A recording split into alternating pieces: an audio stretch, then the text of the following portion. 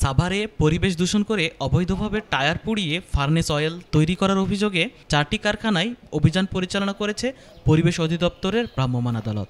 দুপুরে উপজেলার ভাকুরতা ইউনিয়নের হারুরিয়া এলাকায় এ অভিযান পরিচালনা করেন পরিবেশ অধিদপ্তরের নির্বাহী ম্যাজিস্ট্রেট কিশোর কুমার দাস।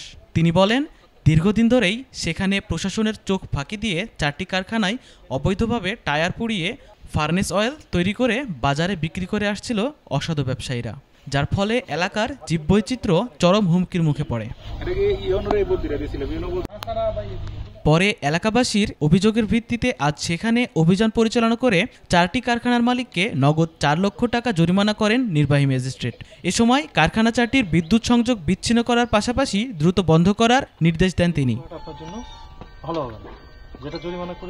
কিশোর কুমার দাস জানান, সাভার উপজেলাকে ইতোমধ্যে এয়ার ডিগ্রেডেড ঘোষণা করা হয়েছে, তাই কোনো অবৈধ ফ্যাক্টরি থাকা যাবে না। ইতোমধ্যে অবগত আছেন যে সাভার উপজেলাকে পরিবেশ অধিদপ্তর থেকে ইতোমধ্যে এয়ার ডিগ্রেডেড শেড হিসেবে ঘোষণা করা হয়েছে। এছাড়া বিনা অনুমতিতে এবং অবৈধভাবে জনস্বাস্থ্যের জন্য ক্ষতিকর, পরিবেশ এবং প্রতিবেশের জন্য ক্ষতিকর যে টায়ার পুড়িয়ে অবৈধভাবে পাইরোলাইসিস কারখানায় যে টায়ার তৈরি করা হয় সেগুলোর বিরুদ্ধে আজকে আমরা এখানে অভিযান চালিয়েছি। এখানে আমরা দেখলাম এই গ্রামের সর্বমোট 4টি আমরা পাইরোলাইসিস কারখানা পেয়েছি, যার প্রতিটি থেকেই আমরা বিদ্যুৎ সংযোগ বিচ্ছিন্ন করেছি পল্লী বিদ্যুতের সহায়তায়।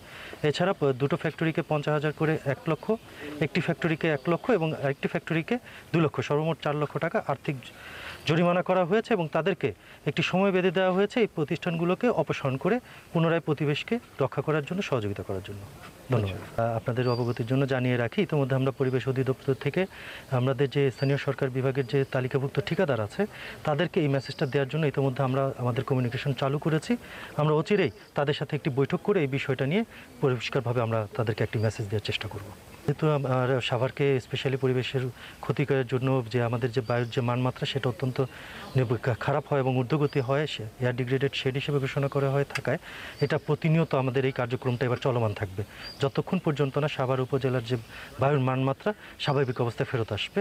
ফলে এই ধরনের অভিযান পরিবেশ অধিদপ্তরের পক্ষ থেকে চলমান থাকবে।